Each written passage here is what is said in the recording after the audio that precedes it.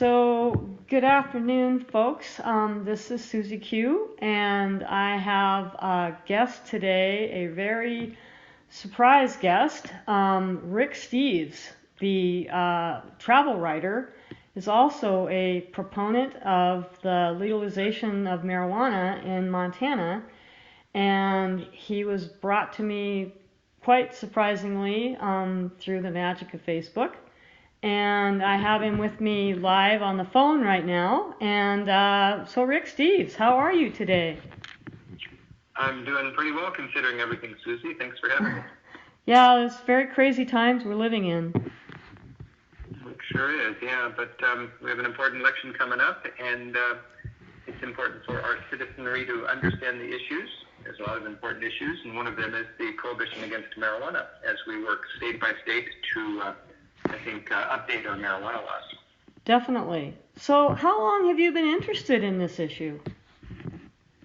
You know, I've been interested, drug policy reform has been a pet interest of mine for at least more than 20 years. I've been a board member of NORML, the National Organization for the Reform of Marijuana Laws, for 15 years. And most importantly, well, a couple of things. I spent 100 days a year in Europe. For travelers who know me, I make guidebooks and make a TV show about Europe. And Europe's my thing, and I've spent 3 or 4 months a year in Europe since I was a kid. And I've enjoyed comparing policies between the United States and Europe for important social issues that just don't seem to go away. And trying to understand the difference and how can we learn from other societies. And when it comes to marijuana and drug policy issues, Europe is sort of into pragmatic harm reduction. People smoke pot. You can't wish that away. What are we going to do to minimize the harm that this drug can cause our society? Whereas in the United States, it's more like, legislating morality and then locking people up. So I like Europe's approach, and I bring a common sense, sort of European sensibility to this complicated issue of marijuana. Also, in my state, Washington, back in 2012, along with Colorado, we were the first state anywhere, the first political entity anywhere in the world that actually figured out how to legalize, tax, and regulate marijuana. And I was a co-sponsor and a major funder and a leading spokesperson for that law. And we legalized marijuana. And every 2 years, I go out on the campaign trail for different states to help share this common sense approach to drug policy. In 2014, I worked in Oregon, where we won, along with Alaska. In 2016, I worked in Massachusetts and Maine, where we were victorious. 2018, I was in Illinois and Michigan, where we were victorious. This year, I would be physically on the road. I'd love to travel through Montana, but because of COVID, I'm here at home, but I'm dedicating 10 days for a media blitz in the 4 states that have ballot initiatives about legalizing marijuana: Montana, South Dakota, New Jersey, and Arizona. And, whenever I give a talk, Susie, or write an article or anything about marijuana, I start by saying this is not pro-marijuana. This is pro-civil liberties. This is common sense public policy. Marijuana is a drug. It's not a good thing in itself. It can be abused. But the fact is, people smoke marijuana. That's not going to change. And right now, it's a huge black market industry, and it can be legalized, taxed, and regulated, as we've proven in 11 states now, and it can be turned into a very tightly regulated legal market that employs thousands of people. And instead of enriching and empowering gangs and organized crime with this massive and profitable black market, those black markets are walloped. They disappear, and they become legal markets. And in Washington State, for instance, we're no longer arresting 10,000 people a year. And we took $1 billion illegal market that was rivaling apples in Washington. And if you know apples in Washington, that's a big deal. We turned it into a legal market, and now it's a $1 billion legal market that last year generated $400 million of tax revenue for Olympia. And my governor, who in 2012 did not support this, today supports it enthusiastically. He's so thankful that he's been able to redirect his law enforcement resources to more important issues. He's so important that we're not arresting 10,000 people a year, and he's very thankful to have $400 million of tax revenue to deal with important issues of drug awareness and health and education. So, there's just no downside to legalizing, and I'm proud and happy to bring that conversation to Montana as people are sorting through this issue. Well, I'm thrilled to be able to have this conversation because, our Montana legislature is very conservative. And last session, Representative Tom Winter brought this up, legalization of marijuana, brought it up in a legislative hearing to just study the issue and prepare for the future that is, definitely coming because it's on the ballot this time. And the room was packed with highway patrol officers who were just scaring everybody about, people driving high with, on marijuana, and Montana can't possibly do this because everyone will get arrested and it's not safe. And all he wanted to do was study this issue, as well as my Senator Diane Sands, just to prepare people and educate them about marijuana. But it got voted down. They wouldn't even study the issue. And so that's kind of what we're up against here.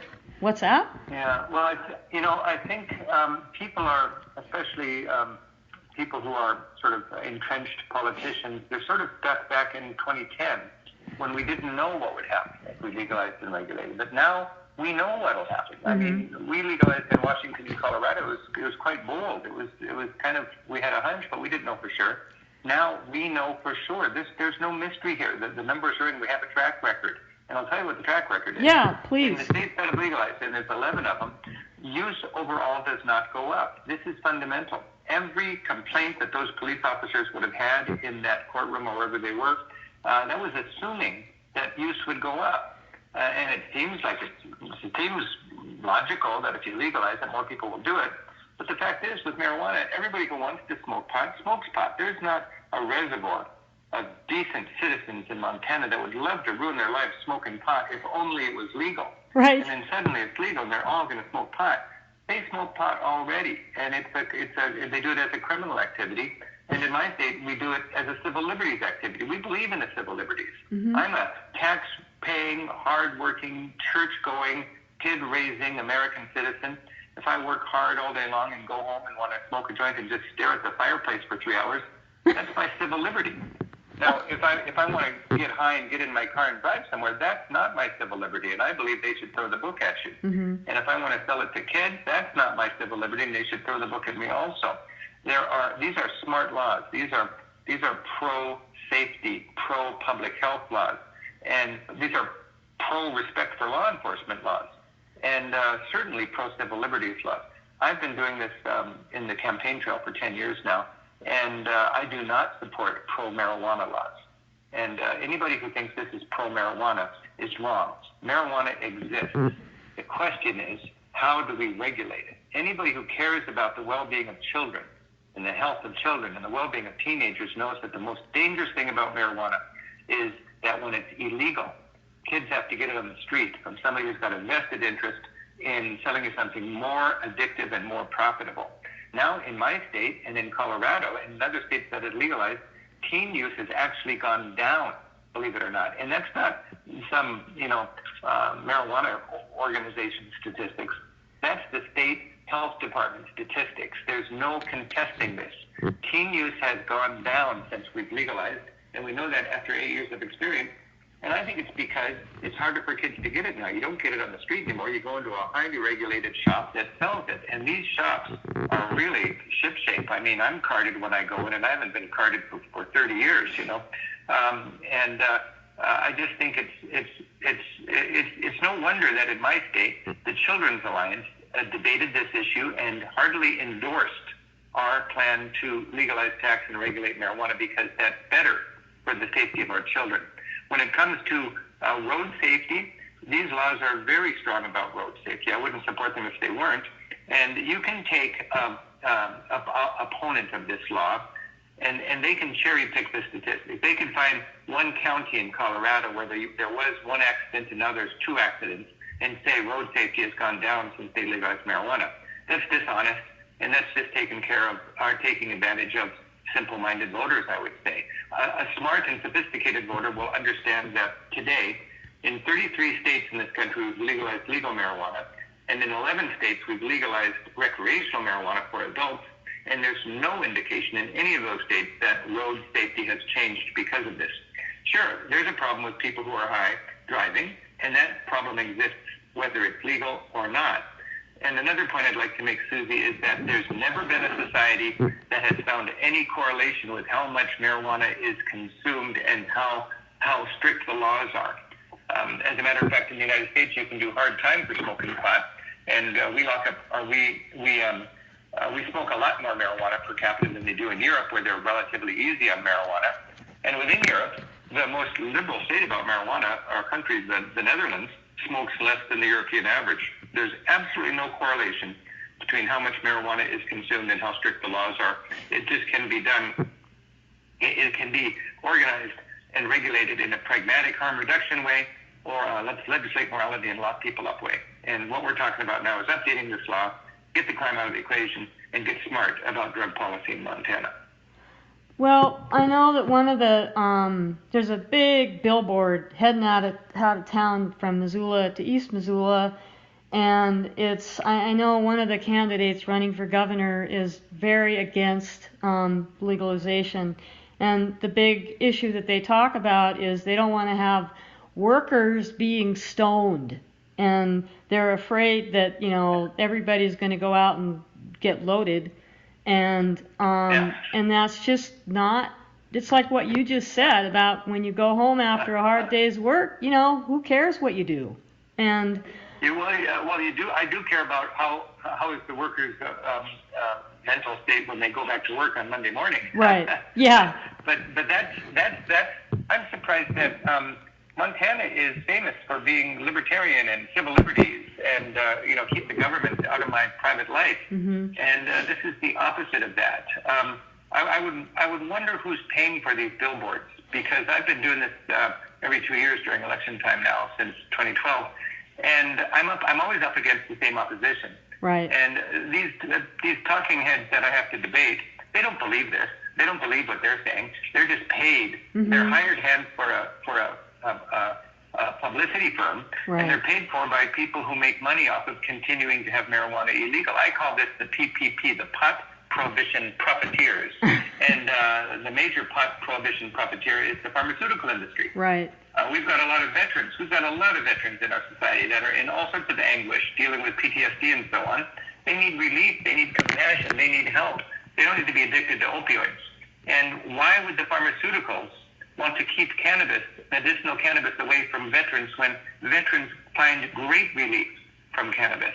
And why? Because they don't want these veterans to be able to have some organic, simple, inexpensive medicinal marijuana. They want to sell them something in a bottle that costs a lot of money that they'll become addicted to. I'm just appalled at any business that would fund the continuation of a heartbreaking and costly and tragic prohibition because they're looking out for their bottom line. We're looking out for people. When I go around the country, I pay for my own flights. I'm dedicating 10 days of my busy world this month to this cause in 4 states because this is my civic duty. I find this to be good citizenship. We have a law that is based on lies. We have a law that's racist. We have a law that stokes the black market. And now there's a rising tide of sensibility. And state by state, we're taking down this wrong-minded federal prohibition. And I want to stress again, it's not pro-pot, it's smart law, it's public safety, it's respect for law enforcement, it's respect for civil liberties, and it's a smart way to deal with the opioid crisis. In our country right now, we're losing more people to opioid overdose deaths than we lost in Vietnam. And in Europe, countries have had very difficult times with opioid addiction. And in the 2 countries that are most progressive with their marijuana laws, Portugal and the Netherlands, both of those countries started their more progressive laws against marijuana in order to deal more effectively with their opioid crisis. And they're both thankful they did. Mm-hmm. They took marijuana out of the equation. In their language, the word for addicted is the same as the word for enslaved. And they realized that people who are enslaved to hard drug addiction, to opioids, They don't need lawyers and cops and jail time. They need counseling. They need nursing. They need a helping hand. They need the government to be their friend. They need a little compassion. And in Europe, they're not having overdose deaths. In the United States, we're losing tens of thousands of people to this because people like the politicians you're citing are embracing this reefer madness propaganda in order to scare the public into maintaining the status quo. Susie, I just want to stress one more time that the numbers are in. You know, people wonder, will use go up? No, use will stay roughly the same. Will use go up among teens? No, it actually, if anything, it goes down. Is road safety impacted? No, the statistics are in. Not. It does not impact road safety. And then you've got this huge black market, and if the law is smart, it is calibrated in a way that the black market goes away, and that market becomes a highly taxed, highly regulated legal market. And instead of empowering gangs and organized crimes in our community, we are supporting good legal businesses and generating a lot of tax revenue that states need. So I just love to frame this law in a more conservative way because there's nothing partisan about this law. There's nothing liberal versus conservatives about this law. This is just common sense. This is just celebrating civil liberties. And this is just learning from our mistakes and correcting things. This law we're saddled with right now goes back to 1971 when President Nixon was mad at the hippies for opposing the Vietnam War. So Nixon decided, what are those guys smoking? Oh, it's that marijuana. Let's punish them by making the soft drug that they're enjoying the same as heroin or LSD or cocaine, and schedule it as a Schedule 1 drug. And it's been that way for 50 years now. And right now we got 600,000 people a year being arrested for marijuana offenses. They're not rich white guys like me. They're poor people and people of color. Exactly. Flat out racist. We've got tens of thousands of people congesting our prisons. This is a travesty. And, Montana is going to have to look at this and decide. But this is a rising tide of sensibility. And sooner or later, our country is going to take apart this wrong-minded prohibition, and it happens one state at a time. Well, the one thing about marijuana now, as opposed to back when I was in high school and all my friends were in the parking lot smoking pot, is that it doesn't just come smokable. And edibles, a lot of people have a hard time sleeping. And in my own family, that's the truth. And we were just in Washington over the weekend, and you're right about the shops. I mean, those people know their product. We got carded, we got ID'd. They know their product. They can help you, pick what you want, and it's a totally professional business, and it's very, very impressive. It feels like a cross between a pharmacy and an Apple store. When you Exactly. go to the shop here. Yeah, exactly. And then, when we have guests from out of state, we take them to the marijuana shop just to show them. And it's very impressive. The marijuana shops are so spick and span and orderly and careful and, very conservative and by the book. Because not only to be compliant for the state, but mostly to be compliant for banks because they have to be 100% compliant. Really shipshape in order to have their access to banking, and they need that. One thing, Susie, I'd like to stress is these laws have evolved every 2 years. These are smart laws now. When we legalized first back in 2012, Colorado and Washington, nobody had ever done this before. So we have to do this very little by little. But now the laws are really smart. For instance, there's employers. I've always, when I support a marijuana law, it supports the employer's right to maintain whatever standards they want in their workplace. To me, this is really important. I'm an employer. I employ 100 people, and I don't want people showing up to work drunk or stoned. And that's a very straightforward thing. Employers can have whatever standards they want in their workplace. Also, I would like to stress, and I would think this would resonate with people in Montana, that rather than the federal government telling the entire state what it has to do, each jurisdiction in the state, counties and towns, have the opportunity to opt out of this. You can be a town that does not allow marijuana, but it would be better to be decided locally instead of dictated from the federal government. To this day in our country, there are still dry counties that have been dry since the 1930s when we decided to drop the prohibition against alcohol, a few counties said, no, we don't want to sell alcohol here, and they're to this day dry.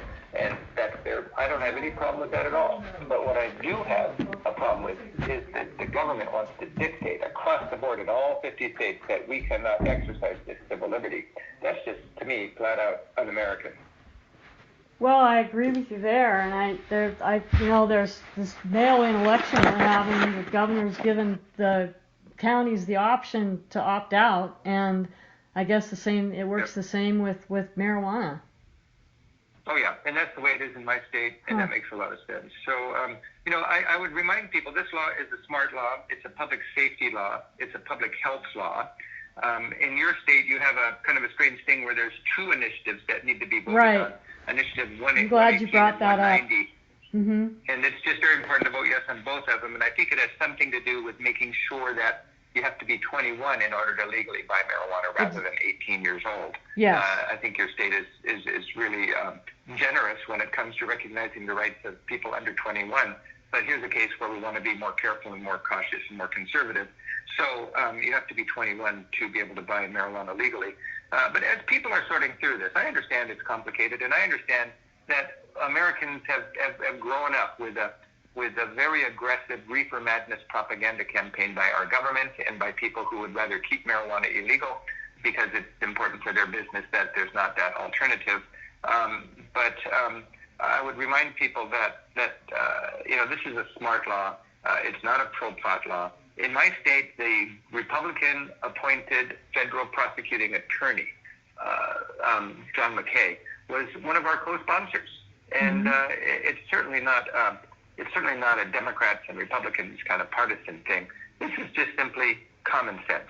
Do you want to deal with this in a legislate morality kind of way and just lock them up kind of way, or do you want to deal with it in a pragmatic harm reduction kind of way? And people already smoke marijuana, as you already just mentioned, and our friends.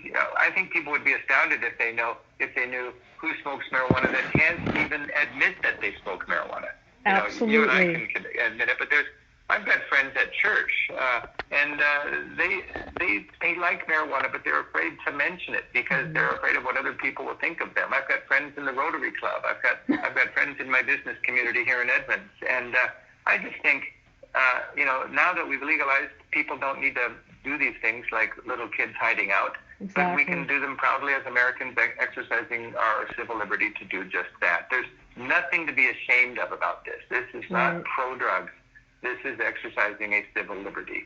Well, there's a lot of Montanans that are very civil libertarian, and the legislature here likes to undo things that the people have voted on, and I'm really hoping that when they start to this hasn't really been advertised at all much because I think they're waiting until October to do an ad blitz. Yeah. But it's just. Well, I would just ask voters to consider the source of anything that costs money in this campaign. Mm-hmm. Where is the money coming from? And the money to oppose this law, the money to keep the status quo, the money to continue arresting people who want to smoke marijuana responsibly as adults in the privacy of their own home is coming from organizations that make money off of us when marijuana continues to be illegal. And that is primarily the pharmaceutical corporations and the pharmaceutical companies. This is a chance that Montana can provide a little leadership and a little common sense and celebrate the civil liberty of this. And if people read the law carefully, they'll see that their concerns are addressed. There's not public places to smoke. You have to smoke at home. There's very strict safeguards for safety on the road. There's wonderful safeguards for employers. There's opportunities for veterans to get relief from cannabis with their struggles with PTSD.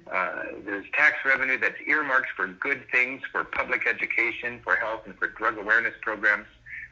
This is the best way to deal with the opioid crisis in our country, is to take marijuana out of the equation. And then parents and teachers and law enforcement can have credibility when it comes to explaining to young people of the dangers of drug abuse.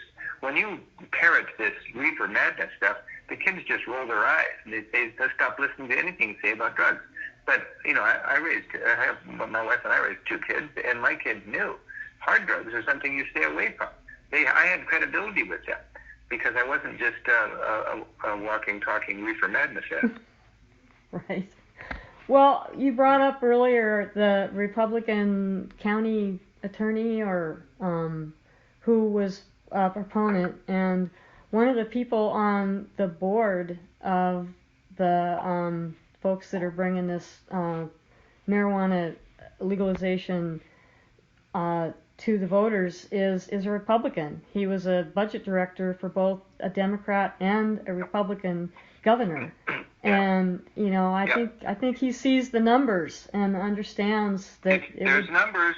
Yeah. There's numbers. I've looked at the estimate is that Montana within a couple of years will be generating $48 million a year in marijuana tax revenue.